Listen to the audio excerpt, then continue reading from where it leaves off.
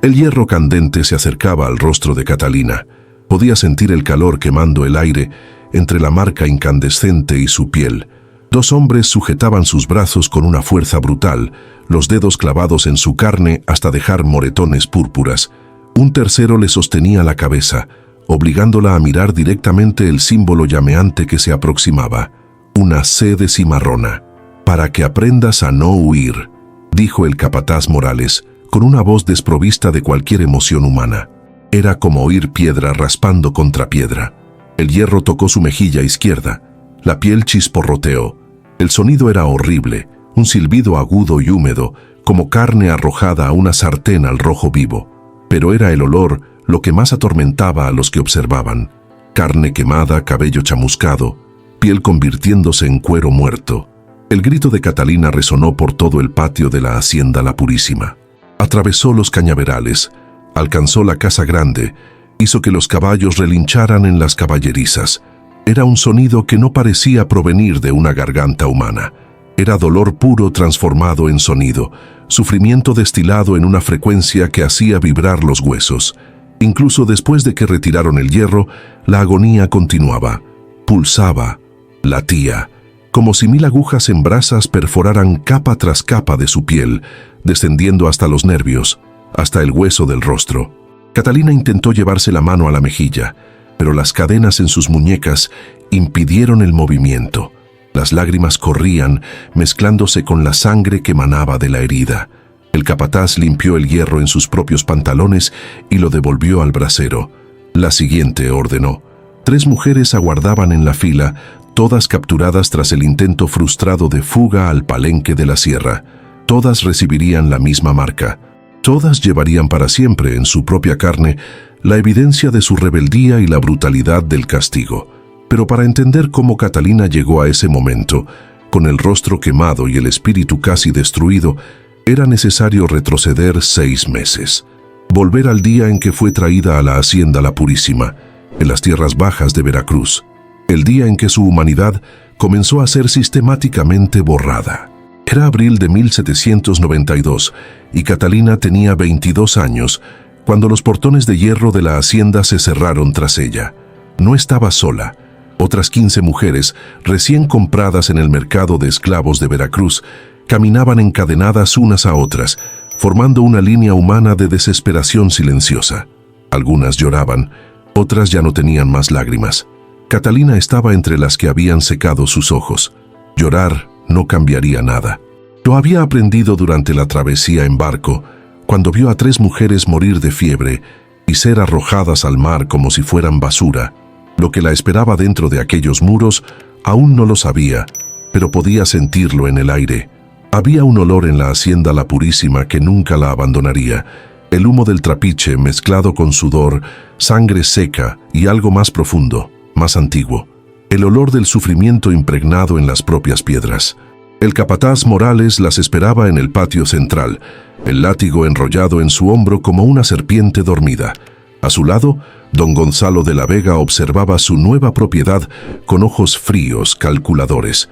No veía mujeres, veía inversión, fuerza de trabajo, vientres que podrían generar más esclavos para aumentar su patrimonio.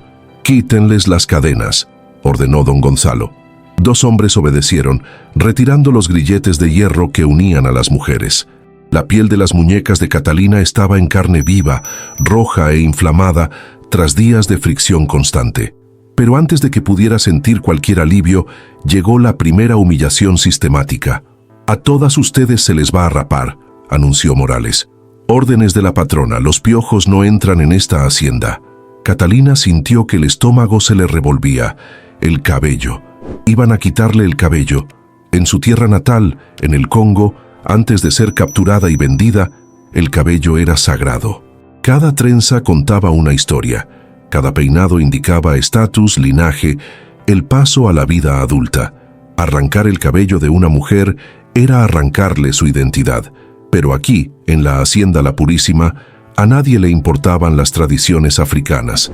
Las mujeres fueron llevadas a un cobertizo lateral, donde 3 hombres esperaban con navajas. No eran barberos, eran simplemente esclavos más antiguos, forzados a ejecutar la tarea degradante. Catalina fue la quinta en la fila. Vio a las 4 mujeres antes que ella ser desnudadas de la cintura para arriba y ver su cabello rapado con movimientos rápidos y descuidados.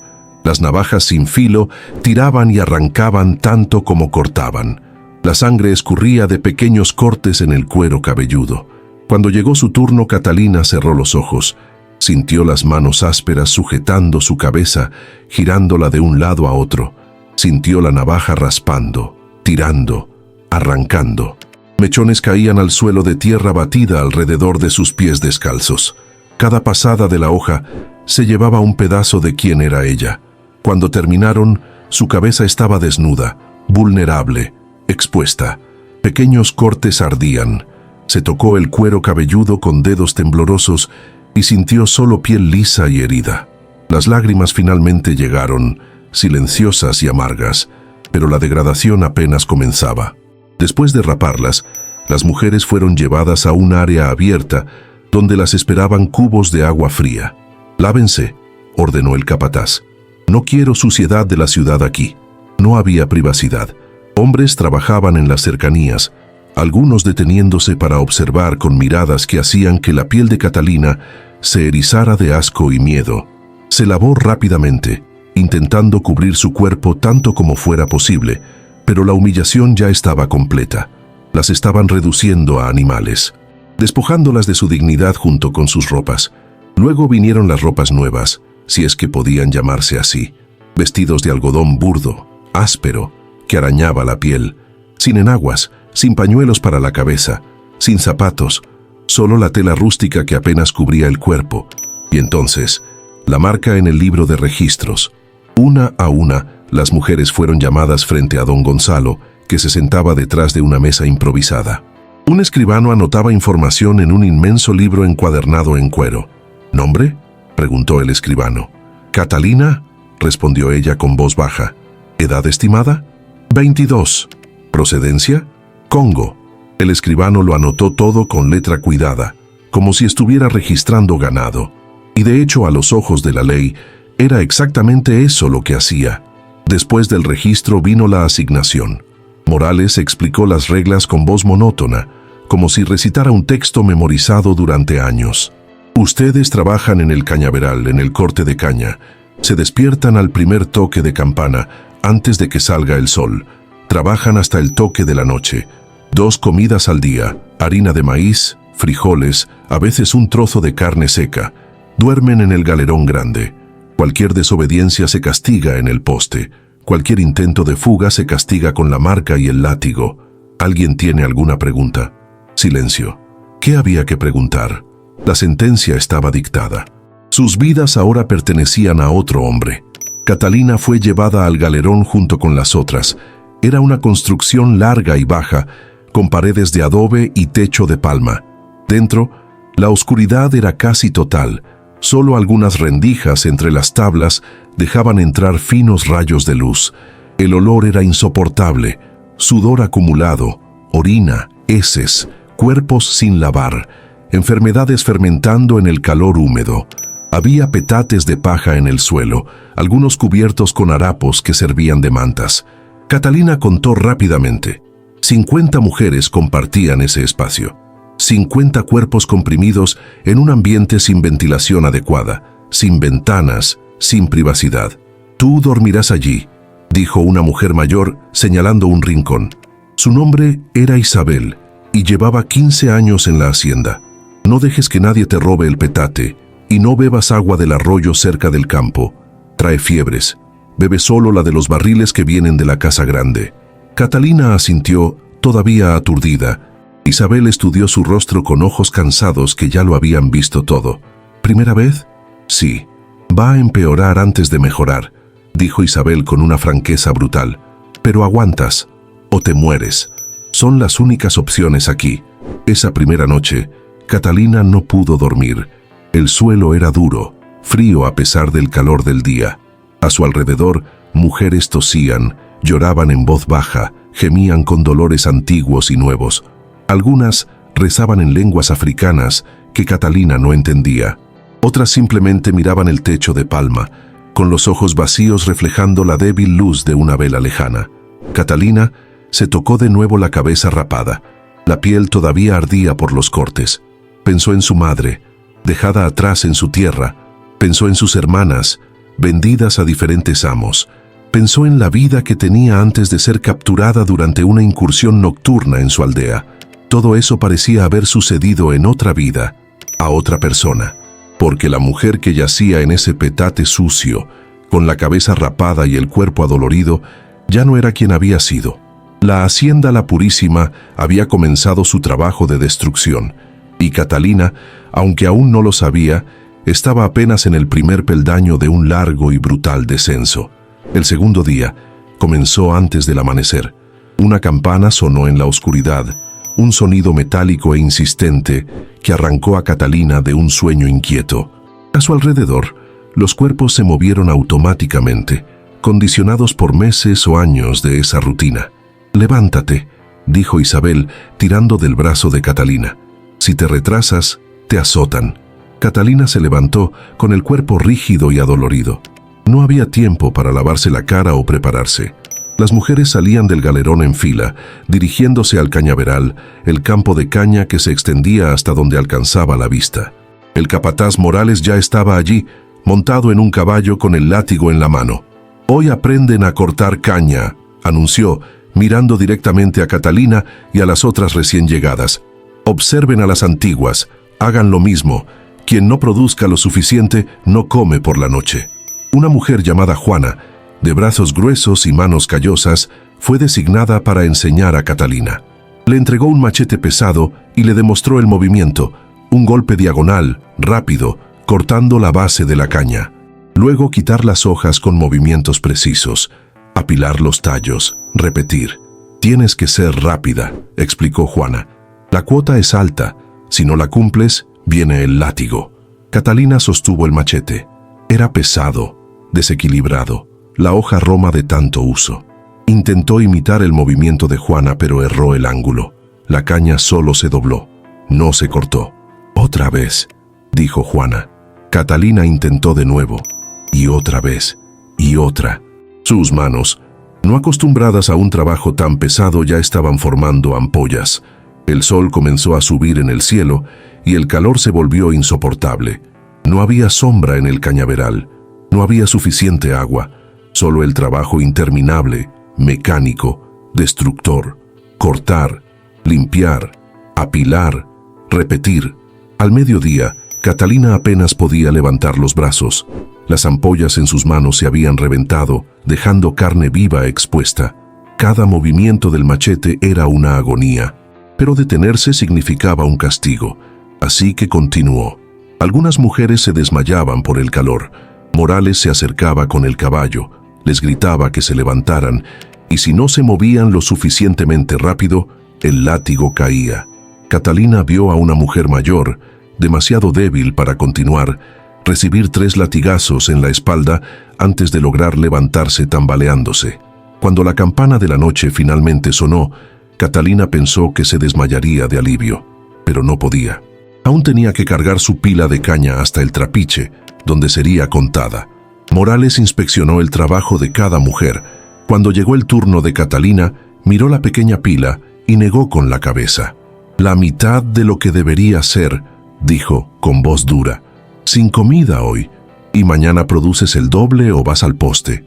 Catalina sintió que las lágrimas le quemaban los ojos, pero no las dejó caer.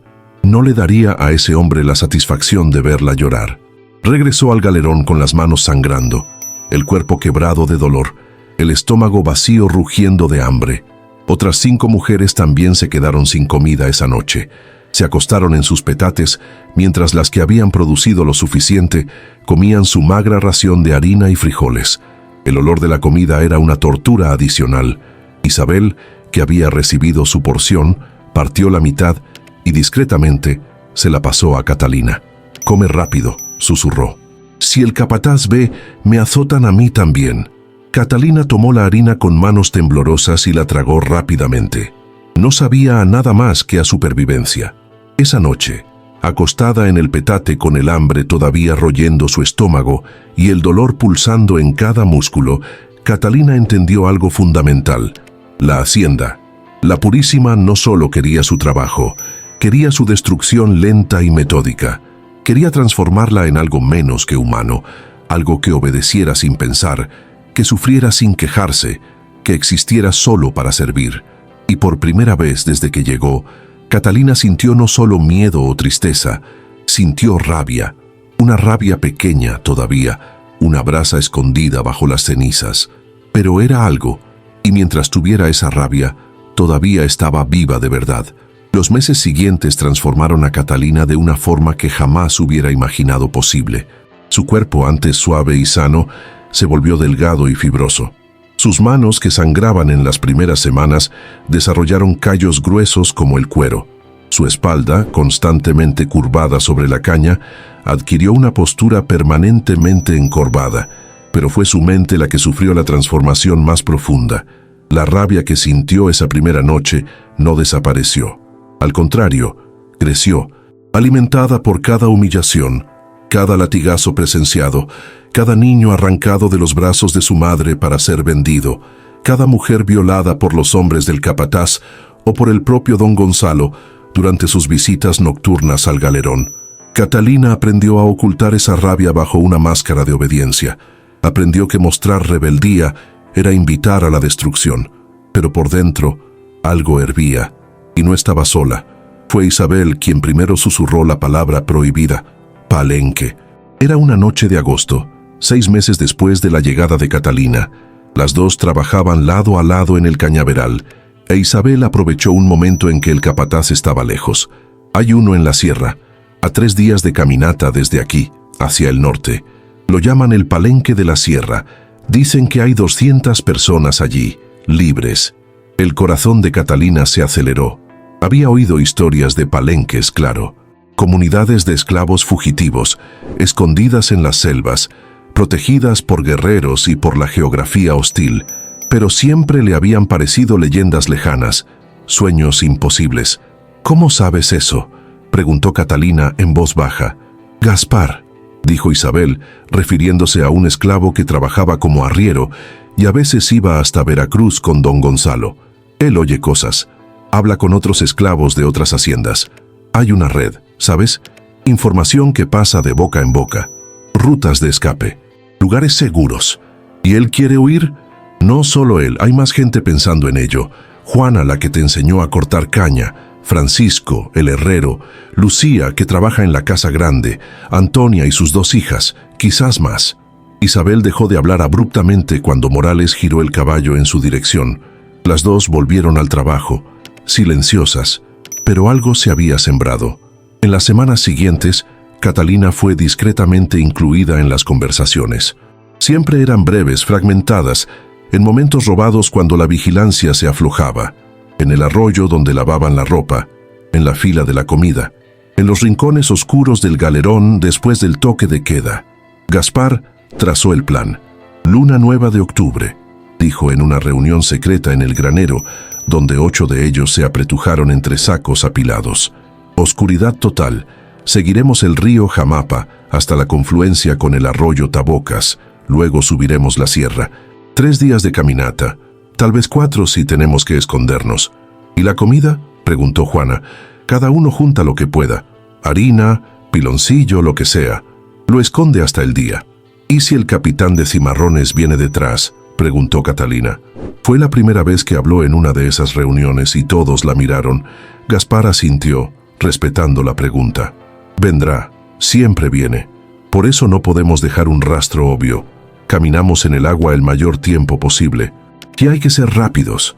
Cuanto más lejos estemos cuando se den cuenta de nuestra falta, mejor. ¿Cuántos seremos?, preguntó Francisco. 12, dijo Gaspar. Más que eso, es difícil de esconder. Menos que eso es peligroso si nos atacan. Catalina sintió que el estómago se le revolvía de miedo y emoción. 12 personas apostando todo en una oportunidad imposible de libertad. 12 vidas contra todo el aparato de represión del sistema esclavista. Pero la alternativa era continuar allí, muriendo lentamente, pedazo por pedazo, hasta que no quedara nada. Durante el mes de septiembre, cada uno de los 12 comenzó los preparativos. Catalina guardaba pequeñas porciones de harina en un paño atado y escondido bajo su petate. Juana robó 2 machetes viejos del trapiche y los escondió en la selva cercana a la hacienda. Francisco, trabajando en la forja, reparó herramientas viejas y afiló cuchillos en secreto. Gaspar dibujaba mapas rudimentarios en la tierra, memorizaba rutas y luego quemaba los dibujos. Pero había un problema que nadie quería discutir abiertamente. No todos los esclavos de la hacienda apoyaban la fuga. Algunos, quebrados por años de cautiverio, tenían demasiado miedo para arriesgarse. Otros, especialmente los que tenían posiciones ligeramente mejores, como los esclavos domésticos o los caporales, tenían algo que perder. Y algunos, pocos pero existentes, habían sido completamente cooptados por el sistema. Eran los ojos y oídos del amo dentro del propio galerón. Uno de ellos era Damián. Trabajaba como ayudante del capataz, una posición que le garantizaba comida extra y castigos menos severos. A cambio, informaba de cualquier señal de insubordinación. Isabel había advertido a Catalina sobre él desde el principio. No hables nada acerca de Damián. Ese vendería a su propia madre por un plato de carne. Pero alguien habló, o Damián escuchó, o simplemente sospechó. 2 semanas antes de la luna nueva de octubre, fue visto saliendo de la casa grande tarde en la noche, después de una larga conversación con don Gonzalo. Al día siguiente, Morales comenzó a vigilar al grupo con más atención.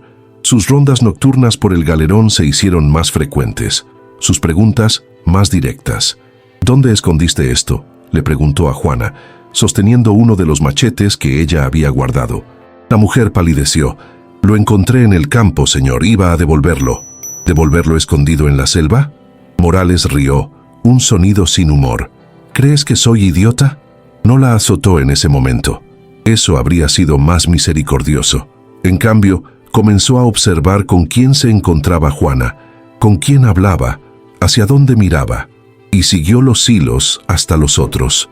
Fue Isabel quien se dio cuenta primero. «Lo saben», le dijo a Catalina con voz urgente y baja, 3 días antes de la fuga planeada. «No lo saben todo, pero saben que algo está pasando». Damián habló. «¿Qué hacemos?», preguntó Catalina, con el pánico subiéndole por la garganta. «Adelantar la fuga, esta noche, o renunciar». No había tiempo para consultar a los 12.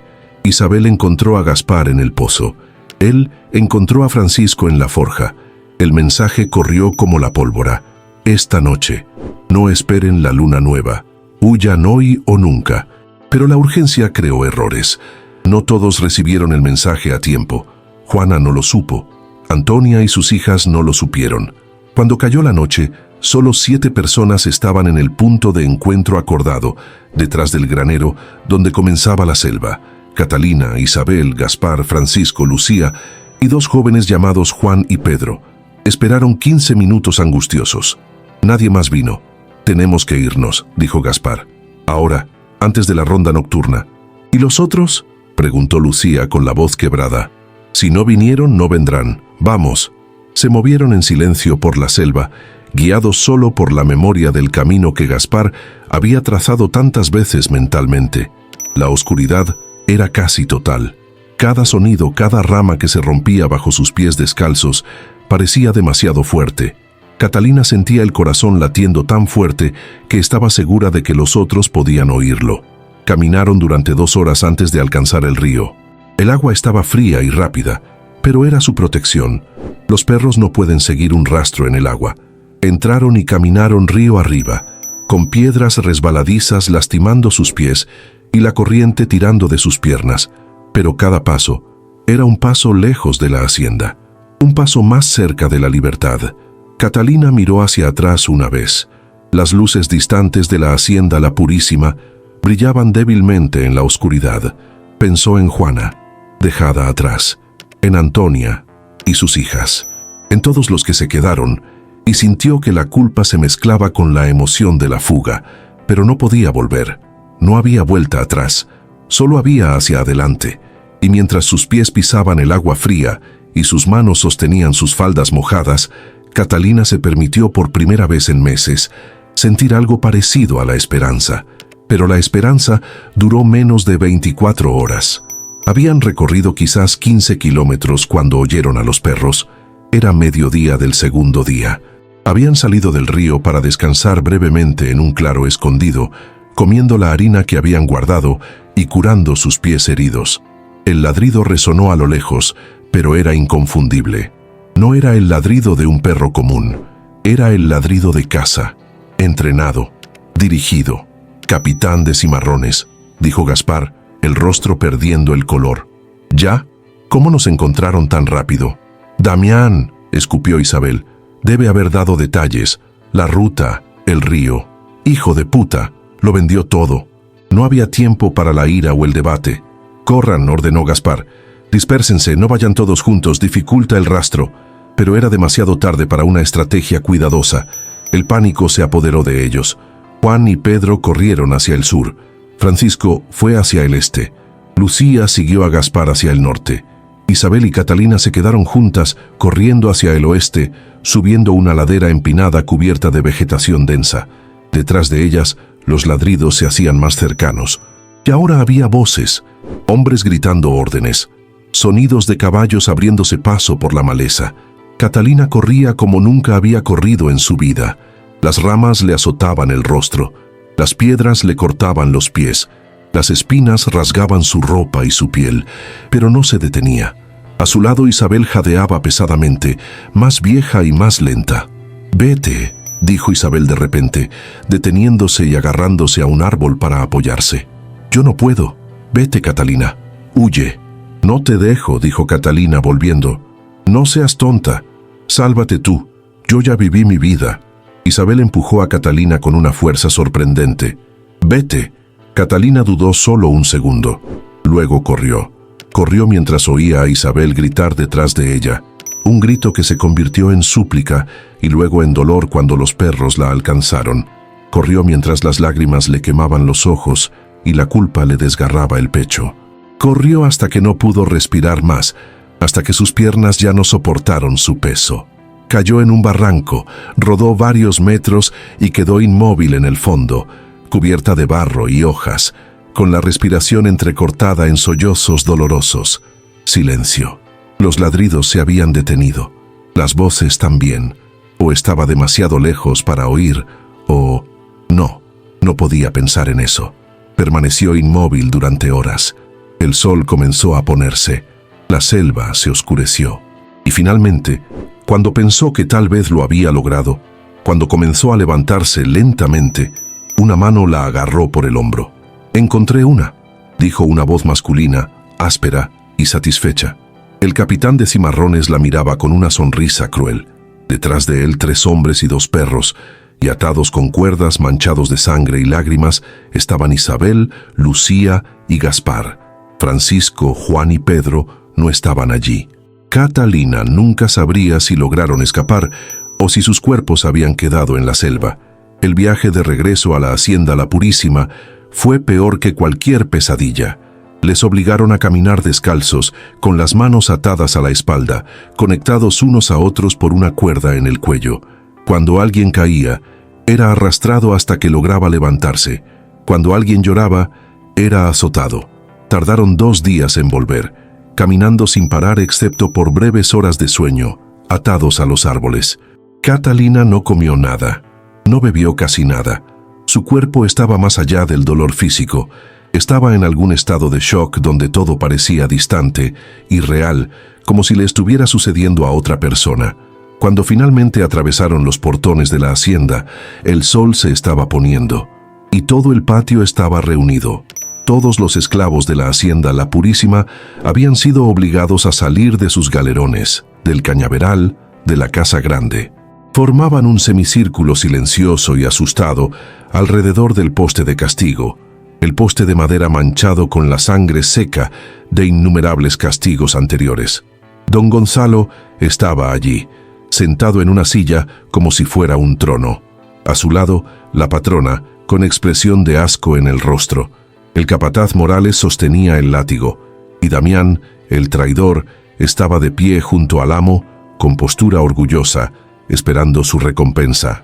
«Trajimos 4», dijo el capitán de Cimarrones empujando a los fugitivos hacia adelante. «Los otros escaparon o murieron. No pudimos confirmarlo». Don Gonzalo asintió lentamente. 4 son suficientes para la lección. Se levantó, caminando hacia los prisioneros. Estudió cada rostro. Gaspar mantuvo la mirada firme, desafiante hasta el final. Isabel lloraba en silencio. Lucía temblaba incontrolablemente. Y Catalina estaba vacía. «Me han costado caro», dijo don Gonzalo con voz baja pero penetrante.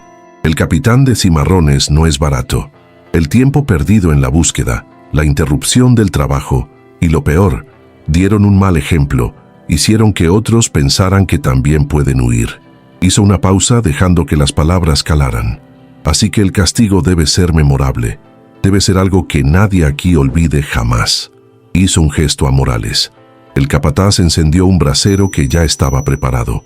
Dentro de él, varias piezas de hierro se calentaban hasta ponerse rojas, luego anaranjadas, luego casi blancas de tan calientes. Catalina vio los hierros y entendió. La marca. Iban a marcarlos como ganado. Marcarlos permanentemente, para que todos supieran siempre. Estos huyeron. Estos fueron capturados. Estos fueron castigados. «Traigan al primero», ordenó don Gonzalo. Se llevaron a Gaspar. 2 hombres lo sujetaron, mientras un tercero le rasgaba la camisa de la espalda. El capataz Morales tomó el látigo. Lo que siguió fue una demostración de crueldad calculada. No fue un azote rápido. Fue lento, metódico. Cada golpe espaciado lo suficiente para que Gaspar sintiera el dolor completo antes de que viniera el siguiente. 1, 2, 3. La piel de la espalda abriéndose en líneas rojas. 5, 10. La sangre escurriendo. 15, 20. La carne expuesta. Gaspar gritó al 10º latigazo. Al 20º, sus gritos eran continuos. Al 30º, se desmayó. Le echaron agua hasta que despertó. Y continuaron. 50 latigazos. Cuando terminaron, la espalda de Gaspar ya no era reconocible como piel humana. Era carne viva, sangrienta, destruida. Entonces trajeron el hierro, la C incandescente, y la presionaron contra su rostro. El olor a carne quemada hizo que varias personas entre el público vomitaran. Gaspar ni siquiera gritó. Estaba más allá de eso. Luego fue el turno de Isabel, la mujer que había sido amable con Catalina desde el primer día. La mujer que compartió su comida cuando Catalina tenía hambre. La mujer que se sacrificó en la selva para darle a Catalina una oportunidad de escapar. Isabel recibió 40 latigazos. Y la marca.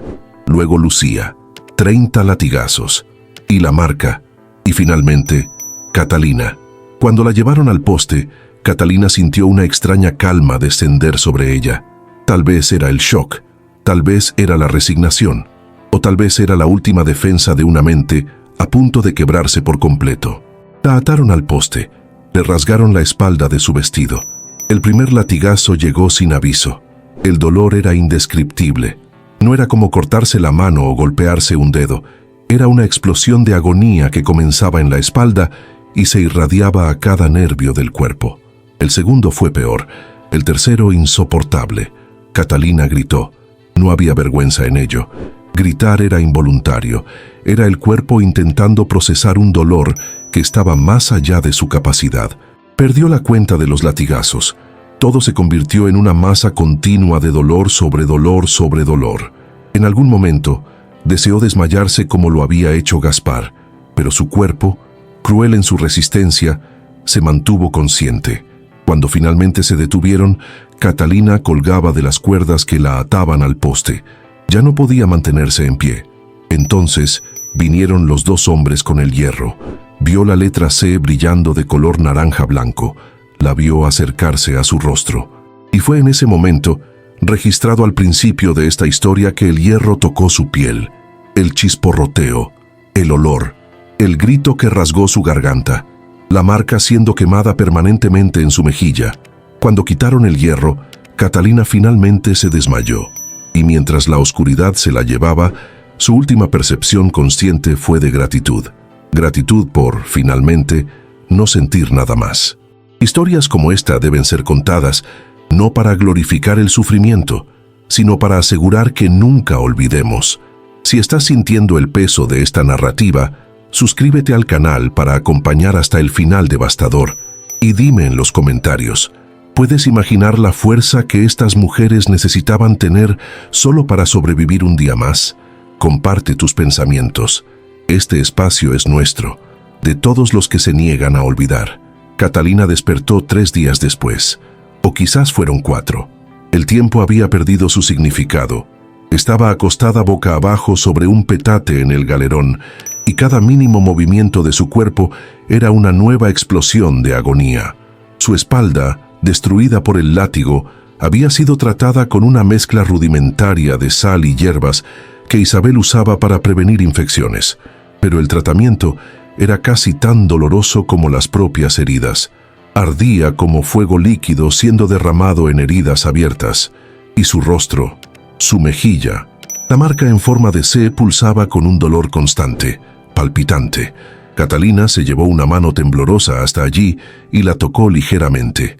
La piel estaba hinchada, caliente, cubierta con algún tipo de pasta que Isabel debió haber aplicado, pero incluso a través de la pasta podía sentir el relieve de la letra, permanente, para siempre, una etiqueta quemada en su propia carne, cimarrona. Intentó sentarse, pero el movimiento le envió olas de dolor tan intensas que gimió involuntariamente. «No te muevas todavía», dijo una voz. Era Juana, la mujer que le había enseñado a Catalina a cortar caña, que debería haber huido con ellos, pero no recibió el mensaje a tiempo. Estaba sentada al lado del petate de Catalina con un cuenco de agua. «Intenta beber». Juana llevó el cuenco a los labios de Catalina y lo inclinó con cuidado. El agua estaba tibia y sabía a barro, pero fue la cosa más maravillosa que Catalina había sentido jamás. Su cuerpo estaba tan deshidratado que absorbió el líquido con una gratitud desesperada. ¿Los otros?, logró preguntar Catalina, con la voz ronca. Isabel está viva. Mal, pero viva. Lucía también. Gaspar. Juana vaciló. Gaspar murió ayer.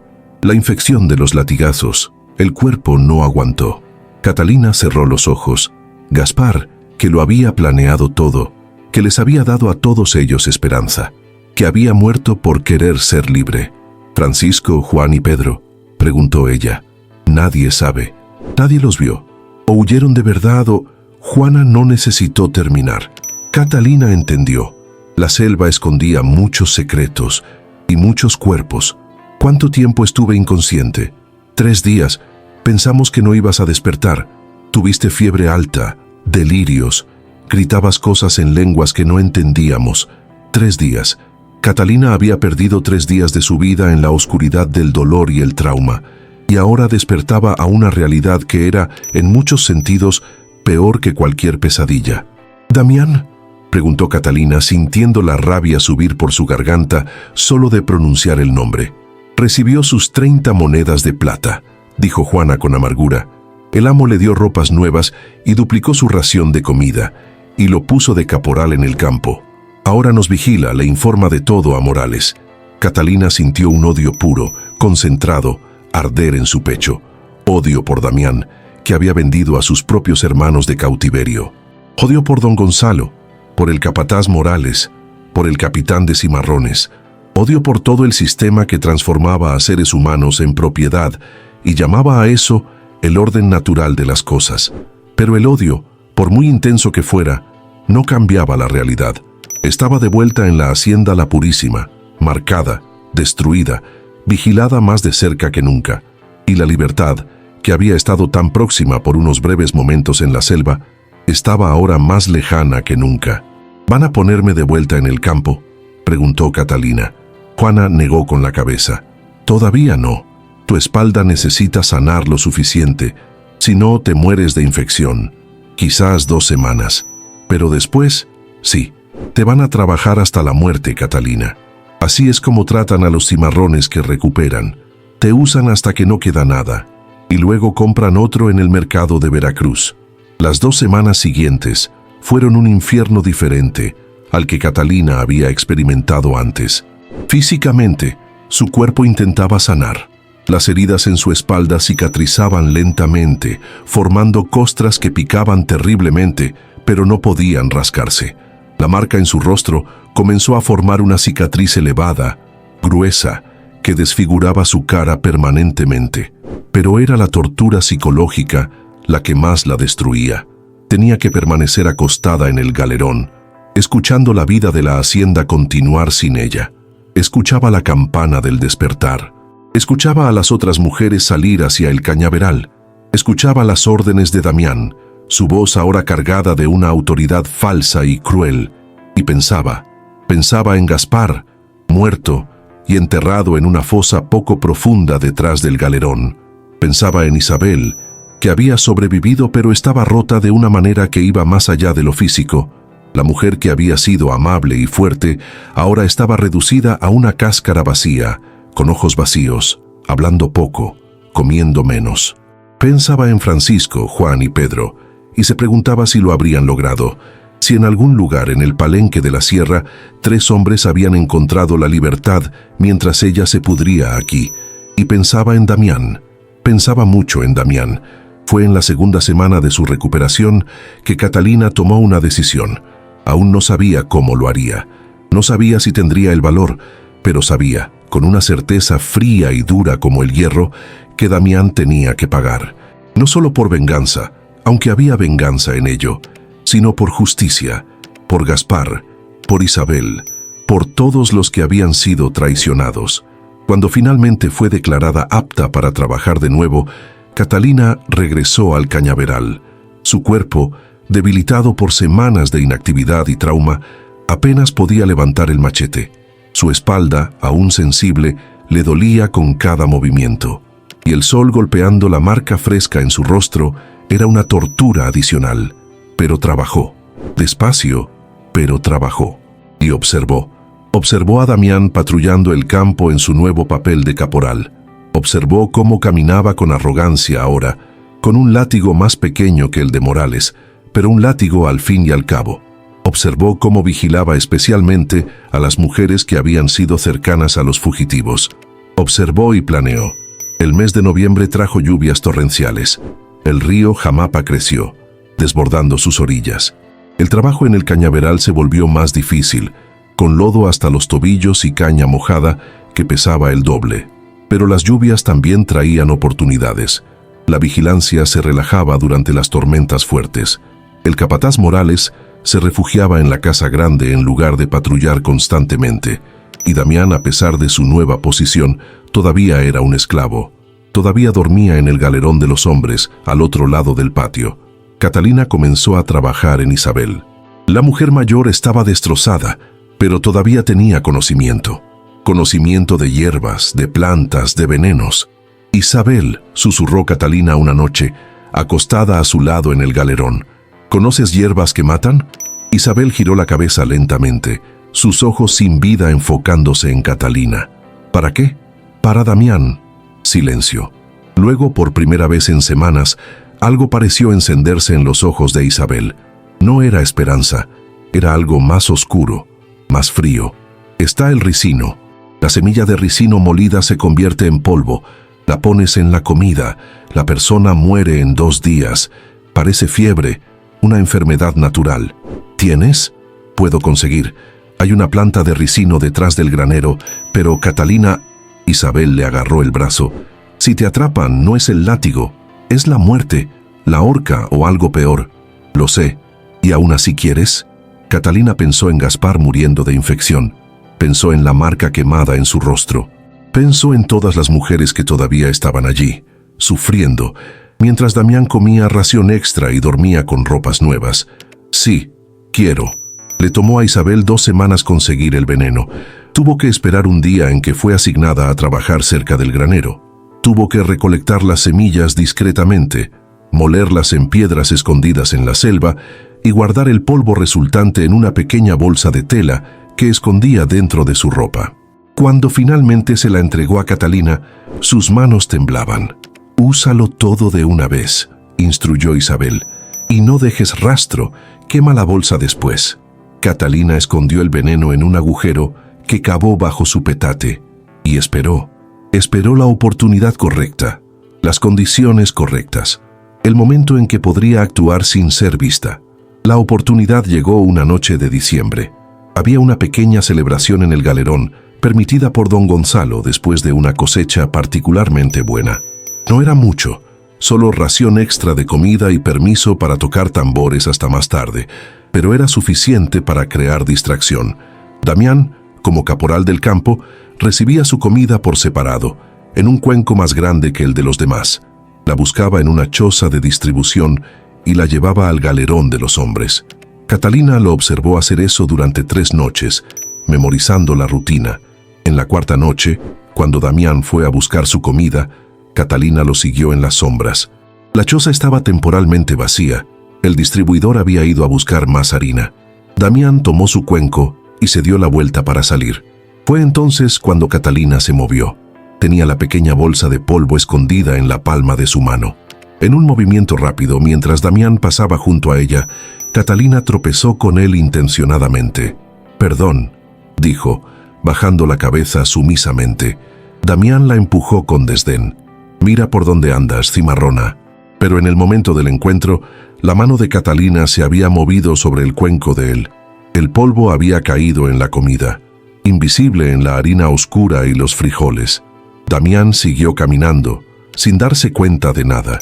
Catalina se quedó quieta, el corazón latiendo tan fuerte que estaba segura de que todos podían oírlo. Pero nadie prestó atención, nadie vio. Volvió al galerón, se sentó en su petate y esperó. Serían 2 días, había dicho Isabel, 2 días hasta la muerte. El primer día Damián se quejó de dolor de estómago. El segundo día vomitó varias veces y tuvo una diarrea severa. El tercer día estaba en la enfermería improvisada de la hacienda, febril y delirante. El 4º día estaba muerto. El curandero que lo examinó declaró: fiebre intestinal, común en esta época de lluvias. No hubo investigación. ¿Por qué la habría? Los esclavos morían de enfermedades todo el tiempo. Era tan normal como la lluvia. Damián fue enterrado en la misma fosa común donde habían arrojado a Gaspar, y Catalina observó con el rostro neutro, el corazón cantando un himno sombrío de satisfacción.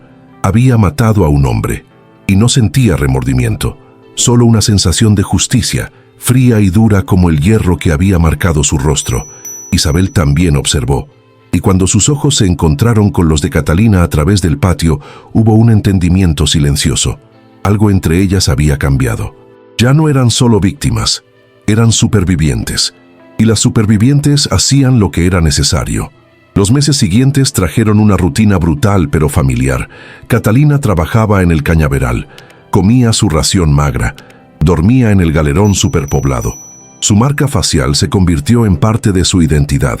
La gente la conocía como Catalina, la cimarrona.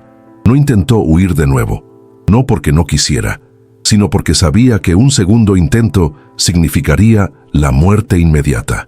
Así que sobrevivía, día tras día, semana tras semana, mes tras mes, y mientras sobrevivía cambiaba. El trauma de la fuga, la captura, la tortura y la marca había roto algo en ella que era imposible de reparar. Ya no soñaba con la libertad de la forma en que solía hacerlo, no hacía planes elaborados de escape. Su rabia, antes caliente y explosiva, se había enfriado en algo permanente y congelado, un odio que nunca la dejaría, pero que aprendió a llevar en silencio. Isabel nunca se recuperó por completo. Su cuerpo sanó, pero su mente permaneció rota. Trabajaba mecánicamente, hablaba poco y murió 2 años después, en 1794, de una fiebre que su cuerpo simplemente ya no tenía fuerzas para combatir. Catalina ayudó a enterrarla, y cuando arrojó la primera palada de tierra sobre el cuerpo envuelto en harapos, lloró por primera vez desde la marcación. Lloró por Isabel, que había sido amable en un lugar sin amabilidad. Lloró por Gaspar y por todos los demás que habían muerto intentando ser libres, y lloró por sí misma, por la mujer que había sido antes de entrar por los portones de la hacienda La Purísima, una mujer que ya no existía. Los años pasaron. 1795, 1796, 1797. Las guerras en Europa trajeron cambios económicos que afectaron incluso a la hacienda La Purísima. Los precios del azúcar fluctuaron. Algunas haciendas quebraron, otras prosperaron. Don Gonzalo vendió algunos esclavos para cubrir deudas, compró otros cuando tuvo ganancias. Catalina vio a docenas de personas llegar y partir. Algunas morían, otras eran vendidas a lugares aún peores. Pocas, muy pocas, eran liberadas por testamento o capricho de amos moribundos, pero Catalina permanecía, año tras año. Su cuerpo, una vez joven y fuerte, fue lentamente destruido por el trabajo incesante. Sus manos se deformaron permanentemente, los dedos torcidos por la artritis precoz, causada por décadas de sostener el pesado machete. Su espalda, marcada por las cicatrices del látigo, le dolía constantemente. Su rostro, con la marca en forma de C, se volvió tan familiar que a veces olvidaba que estaba allí, hasta que veía el miedo o la lástima en los ojos de los nuevos cautivos. En 1810, los rumores comenzaron a circular. Había un movimiento creciente en las ciudades, gente que hablaba de independencia y de los derechos del hombre. Periódicos que ella no sabía leer publicaban proclamas, políticos hacían discursos, pero en la hacienda La Purísima nada cambiaba. El látigo todavía caía, la gente todavía moría, la caña todavía tenía que ser cortada. Los rumores eran solo eso, rumores lejanos de un mundo que no existía para ellos. En 1829 se aprobó una ley, la abolición de la esclavitud en la nueva nación de México. Catalina, ahora con 59 años y sin hijos, una bendición, pensaba, pues no tendría que ver a un hijo suyo crecer en cautiverio, se enteró de la ley por otros esclavos. No cambia nada para nosotros, dijo una mujer llamada Ana, solo para los que están en la capital. Aquí, el amo dice que somos sus peones acasillados, endeudados. La libertad en el papel no es libertad de verdad. Tenía razón. La vida en la hacienda continuó exactamente igual, pero algo había cambiado, aunque fuera imperceptiblemente. Había una sensación en el aire, como la presión antes de una tormenta, de que tal vez, solo tal vez, las cosas no podían continuar así para siempre. Catalina no vivió para ver un cambio real. En 1832, a los 62 años de edad, pero con el cuerpo de una anciana, contrajo una enfermedad pulmonar durante la estación de lluvias. Su sistema inmunológico, destruido por décadas de desnutrición, trabajo exhaustivo y trauma, no pudo combatir la infección. Murió una noche fría de julio, acostada en su petate en el galerón, rodeada de mujeres que apenas la conocían. Las antiguas habían muerto todas o habían sido vendidas. Ella era una de las veteranas ahora, una de las que había sobrevivido más tiempo que la mayoría. Sus últimas palabras fueron para una joven llamada Juana, una diferente, no la original, que sostenía su mano. «No te rindas», susurró Catalina con voz débil. «Quieren que nos rindamos, que dejemos de ser gente. No los dejes». Y entonces cerró los ojos por última vez. Su cuerpo fue enterrado en la fosa común detrás del galerón, junto con docenas de otros. No hubo funeral, no hubo oración, solo un cuerpo más en la tierra, una vida más que la hacienda La Purísima había consumido por completo. Décadas después, la hacienda continuó operando, ahora con trabajadores libres que recibían salarios miserables y vivían en condiciones apenas marginalmente mejores que antes. Muchos de los antiguos esclavos y sus descendientes, sin tierra, sin educación, sin alternativas, simplemente se quedaron. La libertad legal no significaba libertad real. El galerón donde Catalina pasó 40 años de su vida fue finalmente demolido. La casa grande fue vendida, luego abandonada y finalmente cayó en ruinas. El poste de castigo donde fue marcada se pudrió y fue quemado por los aldeanos locales a principios del siglo XX. Hoy no queda casi nada de la hacienda La Purísima, algunas piedras de los cimientos, un muro parcialmente destruido cubierto de vegetación. La tierra, ahora dividida en pequeñas propiedades, todavía produce caña, pero nadie recuerda. Nadie sabe que allí, en ese suelo, cientos de personas vivieron y murieron en condiciones de brutalidad inimaginable. Nadie sabe que una mujer llamada Catalina fue marcada con hierro caliente por querer ser libre. Nadie sabe que mató a su traidor y llevó esa sombría satisfacción hasta la tumba.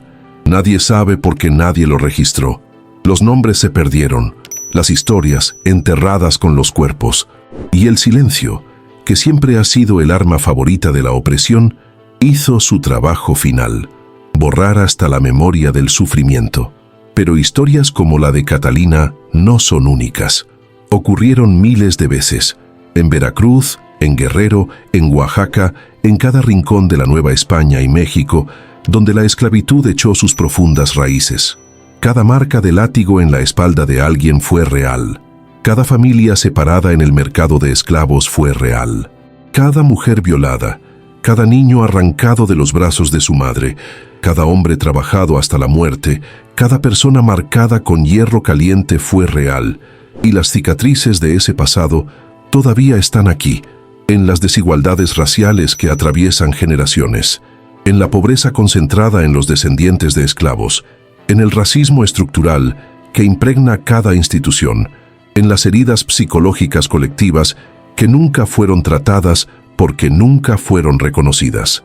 La esclavitud en México no fue solo un sistema económico, fue un genocidio lento, un borrado sistemático de la humanidad de millones de personas a lo largo de más de 3 siglos. Y fingir que esto no dejó marcas permanentes es continuar el trabajo que el silencio comenzó. Catalina murió esclavizada, nunca vio la libertad, nunca tuvo justicia. Su nombre nunca fue registrado en ningún lugar, más allá de la memoria de quienes la conocieron. Y esas personas también murieron hace mucho tiempo. Pero su historia, multiplicada por millones, es la historia de México. Una historia que necesita ser contada, no para glorificar el sufrimiento, sino para asegurar que nunca más se repita. Para asegurar que veamos a los descendientes de estas personas no como abstracciones históricas, sino como herederos de un trauma colosal que nunca recibió una reparación adecuada. Para asegurar que entendamos que la igualdad real exige reconocer las desigualdades históricas. Y para asegurar que nombres como Catalina, aunque inventados para esta narrativa, representen a las incontables mujeres reales cuyos nombres nunca sabremos, pero cuyo sufrimiento fue absoluta, horrorosamente real. Gracias por haber acompañado este viaje devastador hasta el final. Historias como esta necesitan ser recordadas, necesitan ser contadas, necesitan resonar para que nunca olvidemos el precio brutal de la esclavitud. Si sientes lo mismo, si crees que estas memorias deben ser preservadas, suscríbete al canal. Este espacio es nuestro, de todos los que se niegan a dejar que el silencio venza. Ahora quiero saber de ti. ¿Qué te hizo sentir esta historia? ¿Rabia? ¿Tristeza? ¿Indignación? ¿Cómo crees que podemos honrar la memoria de las personas reales que vivieron horrores como estos? Cuéntamelo aquí en los comentarios. Los leo todos y construiremos esta conversación juntos. Y si conoces historias de tu familia, de tu región, de tu estado sobre la esclavitud, compártelas con nosotros. Cada historia contada es un nombre que no se olvida. Cada memoria preservada es una victoria contra el borrado. ¿Cuál fue el momento más difícil de esta historia para ti?